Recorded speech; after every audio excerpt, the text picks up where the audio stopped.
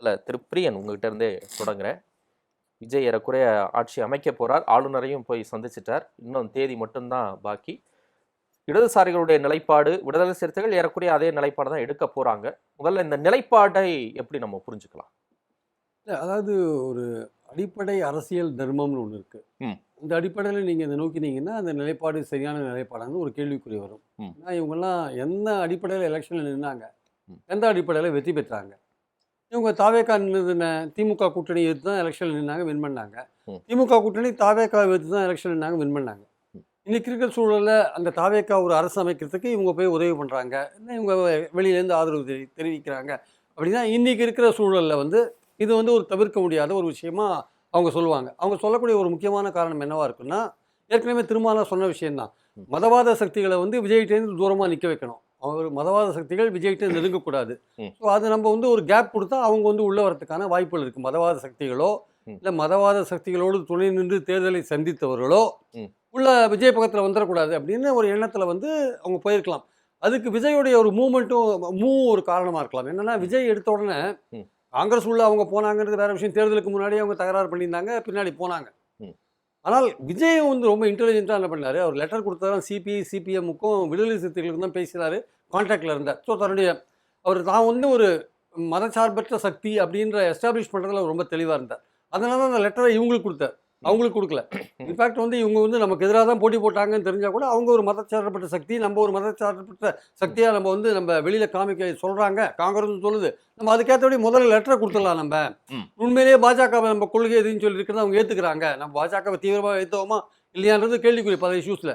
ஆனால் பாஜக கொள்கை எதிரி, அவங்க நம்மளை ஆதரிக்கிறாங்க, அதனால் அவங்களுக்கு லெட்டர் கொடுக்கலான்ட்டு இன்டெலிஜென்ட்டாக அங்கே லெட்டர் கொடுத்தார். சப்போஸ் வந்து ஒரு அதிமுகவுக்கோ இல்லை பாமகவுக்கோ முதல்ல லெட்டர் கொடுத்தாங்கன்னா அது வேறு விதமாக போயிருக்கும்.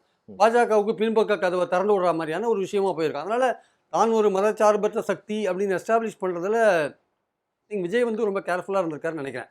ஏன்னா நாளைக்கு இவங்கள கேட்டுட்டு இவங்களாம் கொடுக்கல வச்சுக்கோங்க, அப்போ அவர் அந்த சைடு அதிமுக சைடு போனார்னா அப்போ இவங்க யாரும் அவரை கேள்வி கேட்க முடியாது. நீ பாஜகவோட போயிட்ட, பாஜகவுக்கு அடிமையாக இருக்குது, அதெல்லாம் சொல்ல முடியாது. உங்களெல்லாம் கேட்டால் நீங்கள் கொடுக்கல, அதனால தான் அங்கே போனேன்னு அவர் சொல்லுவார். முதலே இவங்களை கேட்டது வந்து இன்டெலிஜென்ட்டான ஒரு நல்ல ஒரு மூவ் பண்ணிட்டார் அவர் ஆக்சுவலாக. அதுக்கு இவங்க ரெஸ்பாண்ட் பண்ண வேண்டிய கட்டாயம் ஏன் வந்ததுன்னா, பாஜக மற்றும் மதச்சார்பற்ற சக்திகளை, மதச்சார்பான சக்திகளை வெளியில் நிற்க வைக்கணுன்ற ஒரு பாயிண்ட்ல இவங்க போயிருக்காங்க. இதுல வந்து வெளியிலேருந்து ஆதரவு கொடுக்குறாங்கன்ற ஒரு முக்கியமான விஷயம். ஆத்துல ஒரு கால் சேத்துல ஒரு கால் மாதிரி ஒரு ஸ்டேட்மெண்ட் இருக்கு. தாவேக்காவுக்கு ஆதரவு மட்டும்தான், கூட்டணி கிடையாது, நாங்கள் திமுகவுடனான உறவு அப்படியே இருக்கு, அவங்களோட இணைந்து பயணிப்போம், அனைத்து விஷயங்களையும் போராட்ட களங்கள் உட்பட அப்படிங்கிறதையும் அவங்க சொல்றாங்க. இந்த நிலைப்பாட்டை சிலர் வந்து சந்தேகிக்கிறாங்களே, இதை எப்படி பாக்குறீங்க? இது சந்தேகிக்க வேண்டிய அவசியம் இல்லை. கம்யூனிஸ்டுகள் வந்து ஆதரிக்கிறதெல்லாம் வந்து இஷ்யூஸ்ல வேறுபடுவாங்க. பட் பேசிக்கலாக அரசாங்கத்துக்கு ஒரு ஆபத்து வந்துன்னா நிச்சயமாக தடுத்து நிற்பாங்க. ஒன்ஸ் ஒரு ப்ராமிஸ் பண்ணிட்டாங்க வச்சுக்கோங்களேன், அவங்க வந்து அரசாங்கத்துக்கு ஒரு ஆபத்து வந்தால் அந்த இடத்துலலாம் வந்து குறுக்க வந்து அதை காப்பாற்றுவாங்களே தவிர, ஆஸ் லாங் அஸ் விஜய் வந்து தான் ஒரு மதச்சார்பற்ற சக்தின்னு தன்னை ப்ரூவ் பண்ணுற வரையும் அதில் எந்த விதமான பிரச்சனையும் இருக்காது. நாளைக்கு வந்து மத்திய அரசோட பல இஷ்யூஸில் வந்து தமிழ்நாட்டுக்கு பாதகமான பல விஷயங்கள் அல்லது பிளவு ஏற்படுத்த பிளவுவாத அரசியல் போன்ற விஷயங்களை பாஜக பண்ணும்போது வாய் மூடின்னு மௌனமாக பார்த்துட்டு இருக்கிற விஷயங்கள், இது போன்ற விஷயங்கள் வரும்போது தான் சிபிஎம் கொஞ்சம் ரெஸ்பாண்ட் பண்ணுவாங்க. அதே வந்து அதில் வந்து விஜய் வந்து என்ன மாதிரியான ஆக்ஷன் எடுக்கிறார் பார்த்து தான் பண்ணுவாங்க.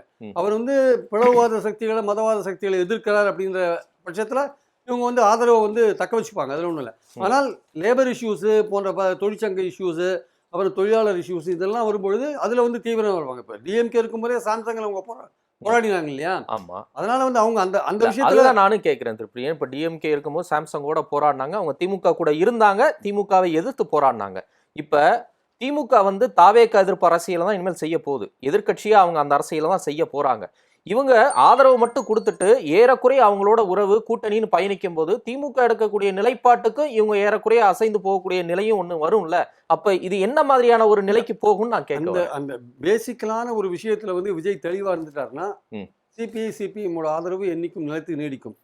அப்ப இன்னும் அவர் வந்து திமுகவை விட நான் மாநில உரிமைகளுக்கோ மதச்சார்பற்ற சக்தின்னு காமிச்சு அவங்களை இன்னும் நல்லா கம்ஃபர்ட் ஜோனுக்கு உள்ள கொண்டு வரணும்னு சொல்றீங்க. கம்ஃபர்ட் ஜோனுக்கு உள்ள திமுக விட்டு வந்தாச்சு சார். இப்போ நீங்க திமுக பத்தி நீங்க பேச வேண்டிய அவசியம் இல்லை. இப்போ தாவே ஒரு கவர்மெண்ட்டை அமைக்கணும், ஃபார்ம் பண்ணணும். இப்போ யாரும் எந்த எம்எல்ஏவும் அடுத்த எலெக்ஷனுக்கு ரெடியா இருக்க மாட்டாங்க. அப்போ இந்த ஃபார்மேஷன் ஆஃப் கவர்மெண்ட் இப்போ முக்கியம். கவர்மெண்ட் ஃபார்ம் பண்ண பிறகு அடுத்த 6 மாசம் இது எப்படி பர்ஃபார்ம் பண்ணுதுன்னு பார்ப்பாங்க. அவர் வந்து இவங்க எதிர்பார்க்கிற மாதிரியான ஒரு பெர்ஃபார்மன்ஸ் அவர் பண்ணினாங்கன்னா இவங்க ஆதரிப்பாங்க. அதுவும் இஷ்யூஸ்ல எதிர்த்தா கூட ஒரு அரசாங்கத்துக்கு ஆபத்து வரும்போது கூட ஆதரிப்பாங்க. ஆனால் பேசிக்கான சில பிரின்சிபிள்ஸ் இருக்குல்ல, அது அவங்களே சொல்லியிருக்காங்களே.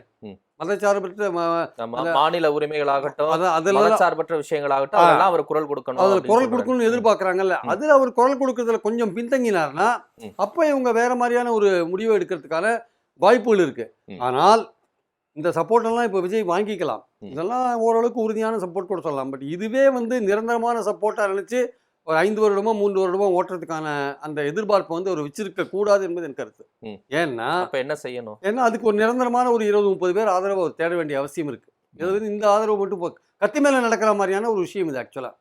அதனால இந்த விஷயத்துல வந்து கொஞ்சம் தெளிவா இருக்க வேண்டிய அவசியம் இருக்கு. அதனால இந்த ஆதரவை வாங்கிட்டு தற்காலிகமா நம்பிக்கை தீர்மானத்துல வந்து அதுல பாஸ் ஆகிட்டு போய் அதுக்கப்புறம் ஒரு நிரந்தரமா ஒரு 20 பேர் 25 பேர் ஒரு அதிமுகலேருந்து அவரை ஆதரிக்கிற மாதிரியான ஒரு விஷயத்தை கொண்டு வச்சாருன்னா இல்லை அங்கே பிளவு அதிமுகவில் பிளவு வருதோ இல்லை அதிமுகவே தானாக வந்து சேருதோ எப்படி வந்து சேருதோ அதை இவர் எப்படி ஏற்றுக்கிறாரோ தெரியாது.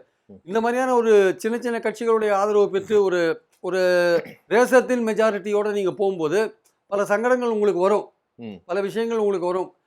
விஜயோடைய ஸ்டைல் ஆஃப் ஃபங்க்ஷனிங் எப்படி இருக்குன்னு நமக்கு தெரியாது. ஏன்னா இவங்கெல்லாம் ரொம்ப அரசாங்கத்தில் அரசியலில் வந்து ரொம்ப சீனியர்ஸாக இருக்கிறவங்க. இவங்கெல்லாம் பல விஷயங்களை எதிர்பார்ப்பாங்க அரசாங்கத்துக்கிட்டேருந்து. முக்கியமாக கௌரவம் மதிப்பெல்லாம் எதிர்பார்ப்பாங்க. நேத்தே நேர்ல போய் அழைக்கல, இன்னைக்கு மாலை நேர்ல போய் நன்றி சொல்ல போறான்னு செய்திகள் வந்தது. இதெல்லாம் இருக்கு, இதெல்லாம் பல விஷயங்கள் இருக்கு சார். வாட்ஸ்அப்ல எல்லாம் இன்விடேஷன் கொடுக்க கூடாது, இதெல்லாம் இருக்கு, பல விஷயங்கள் இருக்கு. அதனால இவங்கெல்லாம் சீனியர்ஸ் ரொம்ப. இவங்களை அவர் எப்படி டீல் பண்ண போறாரு தெரியாது. அதனால இந்த விஷயங்கள் வந்து தற்காலிகமா விஜய்க்கு வந்து ஓகே, இவங்களுக்கும் வந்து தற்காலிகமா ஓகே. ஒரு எலெக்ஷன் அவாய்ட் பண்ணணும், நாளைக்குள்ள கவர்மெண்ட் ஃபார்ம் பண்ணலைன்னா கவர்னர் ஆட்சியை இம்ப்ளிமெண்ட் பண்ணிடுவாங்க. இந்த விஷயங்கள்லாம் இருக்கிறதுனால தற்சமயத்துக்கு இது ஓகே. இதை வந்து நிரந்தரமா தக்க வச்சுக்கணும்னா விஜயோடைய அந்த பாலிசி லெவல்ல வந்து அவர் கிளீனா இருக்கணும். மதச்சார்பற்ற சக்தின்றதுல நிரூபிக்கிறதுல கிளீனா இருக்கணும். மாநில உரிமைகளுக்கு குரல் கொடுக்கணும். இதெல்லாம் இருக்கு. இல்லைன்னா பிரச்சனை வரும். அதுக்கப்புறம் வந்து பர்மனண்டா, அதனாலதான் சொல்றேன், விஜயால எந்த அளவுக்கு அந்த விஷயங்களை தக்க வைக்க முடியும்னு தெரியாது. அதனால வேற ஒரு சப்போர்ட் பேஸை வந்து அவர் உருவாக்க வேண்டிய கட்டாயம் இருக்கு. அதுக்கு கொஞ்சம் காலம் எடுக்கும் இதுக்கு ஆக்சுவலா.